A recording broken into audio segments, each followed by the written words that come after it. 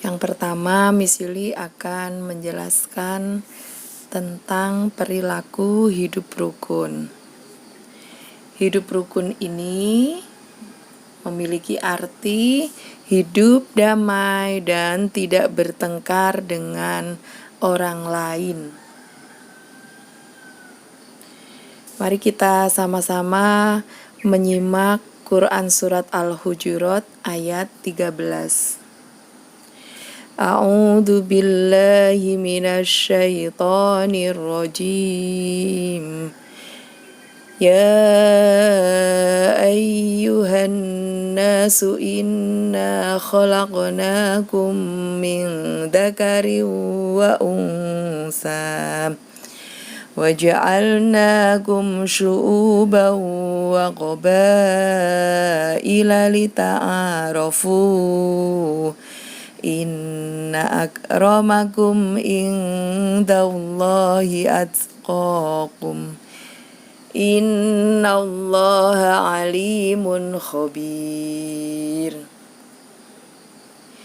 Ya ayyuhan nas, wahai manusia, inna ja'alnakum, sesungguhnya kami menciptakan kamu, min dzakari wa unsa, dari seorang laki-laki dan seorang perempuan. Wa ja'alnakum, dan menjadikan kamu syu'uba, berbangsa-bangsa, wa qabaila, dan bersuku-suku, lita'arafu, supaya saling mengenal. Inna akramakum, sesungguhnya yang paling mulia di antara kamu, indallahi, di sisi Allah, atqakum, adalah yang paling bertakwa. Innallaha alimun khabir, sesungguhnya Allah maha mengetahui lagi maha mengenal. Dari ayat ini Allah menyampaikan kepada kita semua bahwa manusia itu berbeda-beda dari jenis kelaminnya maupun sukunya, bangsanya, dan tentu saja berbeda kebudayaannya. Akan tetapi manusia satu sama lain itu saling membutuhkan. Maka sebaiknya dijalin kerukunan di antara mereka. Nah, bagaimana caranya supaya terjadi hidup yang rukun? Berikut ini adalah hal-hal yang dapat menyebabkan terjadinya hidup rukun. Yang pertama, hendaknya senantiasa memperhitungkan baik dan buruknya sebelum kita berbicara ataupun melakukan suatu kegiatan. Kemudian yang kedua, hendaklah selalu menghargai orang lain. Yang ketiga, selalu berbicara dengan baik. Dan yang keempat, selalu mendahulukan kepentingan bersama daripada kepentingan pribadi. Jika kita selalu menerapkan hal-hal yang Miss Yuli sebutkan ini, insya Allah akan senantiasa terjadi kerukunan dimanapun kita berada. Salah satu contoh perilaku hidup rukun seperti yang Miss Yuli tayangkan pada gambar adalah bisa bermain bersama dengan teman-teman yang latar belakang suku bangsanya berbeda. Kalian bisa mencari contoh yang lain. Kalau yang pada gambar ini kan lingkup di lingkungan permainan kita. Mungkin kalian bisa menyebutkan contoh ketika di lingkup kelas, misalnya ada guru, ada siswa di sana, atau di lingkup keluarga. Juga bisa dijadikan contoh perilaku hidup rukun. Selanjutnya adalah perilaku hormat dan patuh kepada orang tua atau guru dan anggota keluarga. Yang dimaksud dari perilaku ini adalah sikap menghormati dan mematuhi orang tua atau guru dan anggota keluarga. Mari kita simak firman Allah dalam surat An-Nisa ayat 36. A'udzu billahi minasyaitonir rajim. Wa'budullah, dan sembahlah Allah. Wala tusyriku bihi syai'a, dan janganlah kamu mempersekutukannya dengan sesuatu apapun. Wabil walidaini ihsana, dan berbuat baiklah kepada kedua ibu bapak. Wabidil qurba, karib kerabat.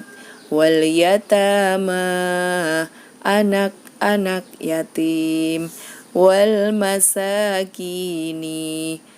orang-orang miskin. Wal jaridil qurba, tetangga dekat. Wal jaril junubi, dan tetangga jauh. Wassahibi bil jambi, teman sejawat. Wabnis sabil, ibnu sabil.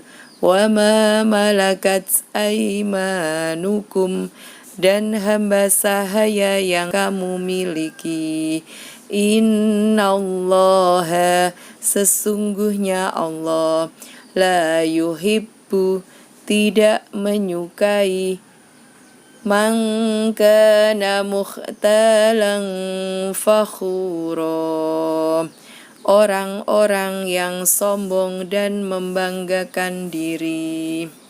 Dari ayat tersebut, Allah perintahkan umat Islam harus berbuat baik kepada kedua orang tuanya, sesama anggota keluarga atau karib kerabat, anak-anak yatim, orang-orang miskin, dan para tetangga dekat maupun yang jauh, dan berbuat baik kepada orang-orang di sekitar kita lainnya. Pada ayat tersebut, guru tidak disebutkan oleh Allah. Namun, kedudukan guru itu setara dengan orang tua. Mari kita lihat definisi orang tua. Orang tua itu adalah ayah dan ibu yang mendidik dan mengasuh kita sejak dalam kandungan hingga kita mampu melakukan aktivitas secara mandiri. Nah, sementara guru adalah pengganti orang tua ketika berada di sekolah. Guru itu mendidik, mengasuh, membimbing, memperhatikan, serta menjaga muridnya selama mereka berada di sekolah. Jadi kalau Allah perintahkan kita berbuat baik kepada orang tua, maka Allah juga perintahkan kita berbuat baik kepada guru-guru kita. Berikut ini beberapa contoh perilaku hormat dan patuh kepada orang tua. Yang pertama adalah mendoakan orang tua ketika selesai sholat, baik ketika orang tua masih hidup ataupun setelah orang tua kita wafat. Kemudian berikutnya adalah meminta izin apabila anak akan keluar atau pergi meninggalkan rumah. Misalnya untuk berangkat ke sekolah atau untuk bermain keluar rumah dan sebagainya. Selanjutnya contohnya adalah selalu berkata dengan santun dan sopan terhadap orang tua. Dalam Al-Quran, di surat Al-Isra, Allah berfirman, "Wala taqul lahuma uff." Janganlah kamu berkata uff terhadap orang tua. Berkata uff, dan sebagainya aja tidak boleh. Di sini menunjukkan bahwa seorang anak harus selalu berkata yang santun terhadap orang tuanya dan tidak sekali mengucap kata-kata dengan suara keras atau bahkan dengan kalimat yang kasar terhadap orang tuanya. Contoh yang lainnya adalah mau membantu tugas-tugas orang tuanya. Di sini di gambar ini, ketika ibu sibuk memasak, maka kita bantu ibu masak di dapur. Kalau ibu butuh membersihkan lantai rumahnya, maka kita membantu menyapunya atau mengepelnya dan lain sebagainya. Contohnya sangat banyak ya teman-teman ya. Silakan kalian mencari contoh yang lainnya yang sesuai dengan materi hormat dan patuh kepada orang tua ini. Lalu berikutnya adalah beberapa contoh perilaku hormat dan patuh kepada guru. Yang pertama, memberi salam ketika bertemu dengan guru. Kemudian yang kedua, mendengarkan ketika guru menjelaskan materi pelajaran di depan kelas. Nah, berikutnya adalah mau mendengarkan dan mematuhi nasihat dari guru. Dan masih banyak lagi contoh yang lainnya yang berkaitan dengan perilaku hormat dan patuh kepada guru. Nah, berikutnya adalah beberapa contoh perilaku hormat dan patuh kepada sesama anggota keluarga atau karib kerabat. Yang pertama adalah mau mendengarkan nasihat dari keluarga kita terhadap kita yang baik untuk kita. Kemudian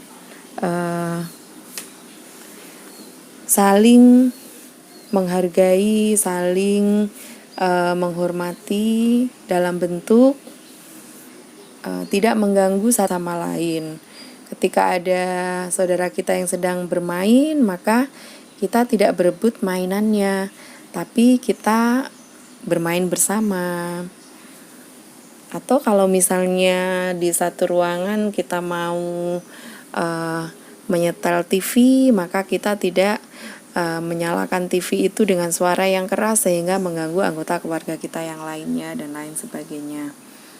Bisa juga contohnya adalah anggota keluarga yang muda menghormati dan menyayangi kepada anggota keluarga yang lebih tua. Dan berikutnya sebaliknya, anggota keluarga yang lebih tua maka harus sayang kepada yang lebih muda. Dan masih banyak contoh yang lainnya. Silakan contoh apa aja yang bisa kalian kemukakan yang sesuai dengan materi hormat dan patuh kepada sesama anggota keluarga yang sesuai dengan pengalaman kalian masing-masing ketika di dalam rumah. Ini adalah salah satu keutamaan berbakti kepada kedua orang tua. Nabi Muhammad SAW bersabda, "Man barra walidayhi," barang siapa yang berbuat baik kepada orang tuanya, tubalahu, akan menjadilah ia sebagai orang yang paling baik, wazadahu fi umurihi, dan akan dipanjangkan umurnya. Nah, di sini kalau kalian ingin panjang usianya, panjang umurnya, maka selalulah berbakti kepada kedua orang tua kalian. Dimulai dari sekarang hingga ketika kalian sudah besar nanti.